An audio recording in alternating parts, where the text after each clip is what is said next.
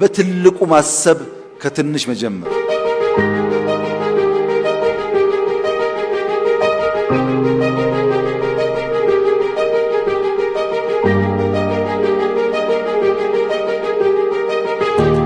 ሁሉም ኢኒሼቲቭ ጅማሮ አነስተኛ ነበር።